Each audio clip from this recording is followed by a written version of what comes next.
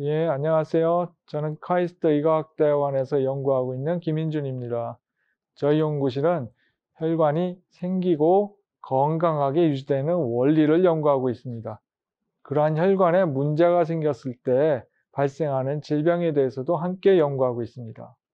저희 연구실에서는 중추신경의 혈관에 대해서 많이 연구하고 있습니다. 그 중에 대표적인 뇌는 몸의 2%의 무게를 차지하는데 혈류는 20%가 흐르는 많은 에너지를 소모하는 기관입니다.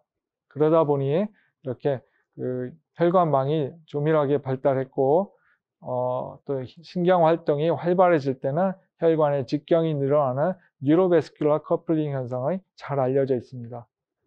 그런데 뇌는 혈관 투과성이 높지 않습니다. 그래서 우리가 블러드 브레인 베리어, 혈내 장벽이라 부르는데요. 그 이유는 혈관의 내피세포와 내피사이포가 접촉이 아주 밀착되어 있어서 이 사이에 틈이 없는 거죠. 그래서 흘러나오지 않습니다. 이런 타입 정션이 혈내 장벽을 이루는 요소라고 생각하고 있습니다. 이러한 중추신경 고유의 혈관의 고유의 특성이 장애가 일어났을 때 뇌신경계 질환이 유발되기도 합니다. 저희 실험실에서 뇌 혈관 유출에 대해서 연구를 하고 있는 모델 중에 하나입니다. 보면 이렇게 붉은 부분이 혈관에 유출이 돼서 그 어떤 염료가 이렇게 유출된 흔적을 볼 수 있는데요. 이렇게 많은 우리가 신경 활동이라고 뇌 활동, 뭐 생각하고 뭔가 처리하고 이런 부분들은 이 대뇌 피질인데 그쪽이 아니라 생명 활동에 중요한 이 딥브레인 쪽이 많이 이렇게 유출되어 있는 모습을 볼 수 있습니다. 제가 가졌던 질문은 왜 혈내 장벽이 무너졌는데 뇌 전체가 아니라 어떤 특별한 부분에만 선별된 부분에만 이렇게 혈내 장벽이 무너졌지?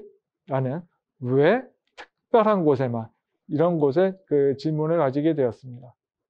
여러분들 많이 아시겠지만 이런 CNS 배설, 중추신경혈관의 혈관 투과성이 낮게 유지되는 두 가지 큰 원리가 있는데요. 하나는 아까 말씀드린 타입 정션입니다. 내피세포와 내피세포 사이에 접촉이 아주 치밀합니다. 반대로 또 하나는 이런 보통의 혈관들이 가지고 있는 트랜사이토시스, 그러니까 베지클들이 이동하면서 물질을 이동시키는데 그런 트랜사이토시스가 이런 중추신경혈관에서는 잘 나타나지 않습니다. 이런 이유들로 혈내장벽 또는 중추신경혈관의 투과성이 낮게 유지되고 있습니다. 저희가 지금까지 많은 사람들은 이 타입 정션에 대해서 연구를 많이 했어요. 그래서 여기가 어떻게 벌어지지? 아니면 어떻게 치밀하지? 이런 연구를 했는데 저희는 어떤 특별한 상황에서 이렇게 혈액이 흐르는 쪽에서 세포막에 베지클들이 이렇게 생성되고 그 다음에 그것이 이렇게 쭉 이동한 다음에 반대편에서 이렇게 반대편 세포막에 붙는, 그래서 이 베지클들이 생기고 이동하는 이 트랜사이토시스가 중추신경혈관에서 폭발적으로 증가한 상황을 관찰할 수 있었습니다. 이런 현상을 바탕으로 세포 통과 수송, 트랜사이토시스가 어떻게 조절되지? 이런 부분에 대해서 연구를 하게 되었습니다. 이 부분을 중추신경혈관의 세포 통과 수송에 대해서 요약을 해드리면 영역별로 뇌면 뇌, 척수면 척수, 망막이면 망막 서로 다른 조절이 있고요. 또 세분화돼서 얘기하면 이렇게 동맥 또는 정맥 또 깊은 곳에 있는 혈관마다 조절되는 방식이 다른 것 같습니다. 그래서 어떤 동맥은 고혈압 상황에서 취약하고 또 당뇨 상황에서는 이런 정맥이나 심층혈관들이 취약한 이런 서로 세분화된 혈관 장벽 조절에 대해서 연구하게 관심을 가지고 있습니다. 또 한편으로는 이런 세포 통과 수송 베지클, 트랜사이토시스 베지클들이 어떻게 생길지, 세포막에 있는 혈관 조절 인자가 영향을 줄지, 아니면 이런 베지클들을 만드는 이런 단계에서 지질 생성 단계에서 영향을 줄지 좀 더 자세한 기전을 밝히고자 합니다. 저희가 지금까지 많이 연구한 것은 내피세포의 해관에 존재하는 전사인자 싹17인데요. 염색을 한 모습입니다. 이렇게 해관에 염색이 잘 되고요. 세포가 이렇게 분열할 때 크로마틴에 달라붙어서 이렇게 붙어있는 흔적들도 볼 수 있을 정도로 발현이 좋은데요. 어떻게 작용을 하는지, 유전자, 어떤 파트너와 만나는지, 또 어디에 바인딩하는지 아주 기본적인 원리에 대해서는 아직까지 밝혀져 있지 않습니다. 저희가 관심을 가지고 있는 미래 영역이기도 합니다.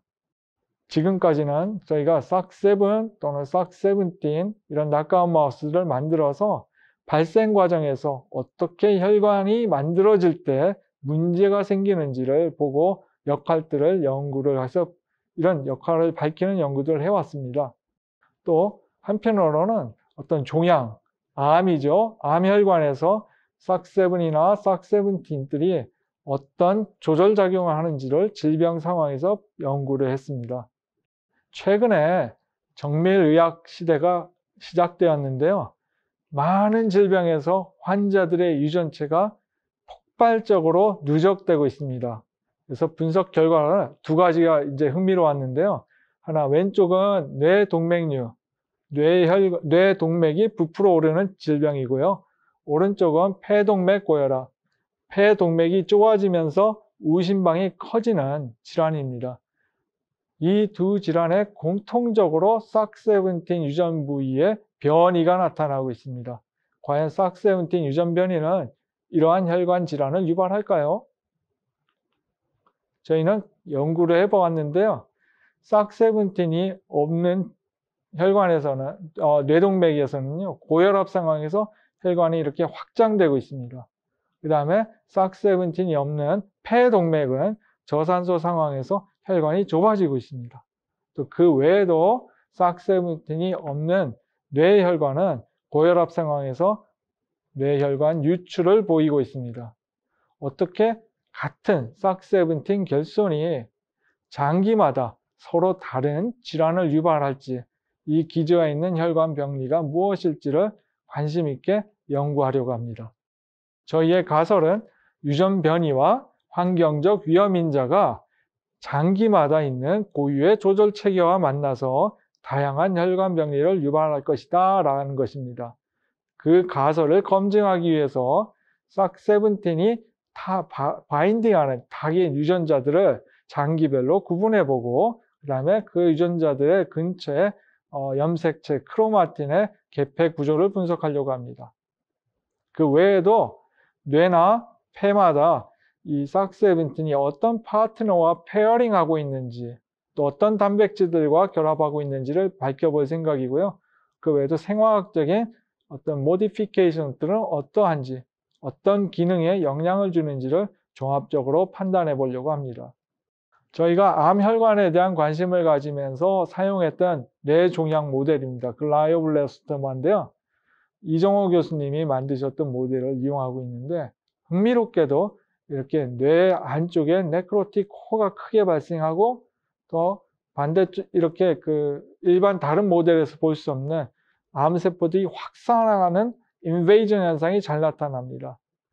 흥미롭게 보이는 현상인데요. 여기 코퍼스 캘로점을 따라서 암이 이동하는 그런 아주 전형적인 임상적인 특징을 잘 반영하는 모습이 있습니다.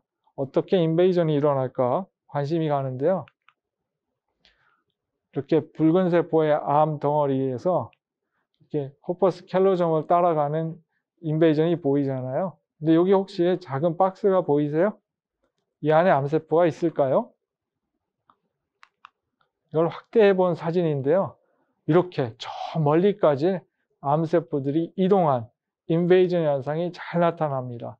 저희 연구실은 이러한 인베이전이 어떻게 일어나는지 차차 밝혀보려고 합니다. 자, 저희 연구실에 대해서 소개를 드렸는데요. 어떤 혈관이 처음 생겨서 어떻게 건강하게 유지되고 있는지 또 어떤 질병에서는 혈관들이 문제가 발생하는데 그 문제들을 잘 밝혀서 질병 치료에 기여를 해보고자 하는 그런 원대한 꿈을 가지고 있습니다. 감사합니다.